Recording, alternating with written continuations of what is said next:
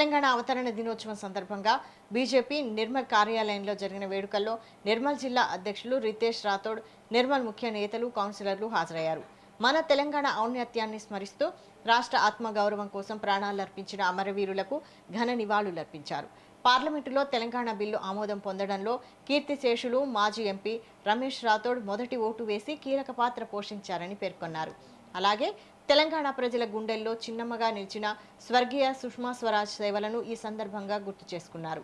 రాష్ట్రం ప్రగతి పదంలో దూసుకుపోవాలంటే అది ఒక్క బీజేపీతోనే సాధ్యమని పేర్కొన్నారు.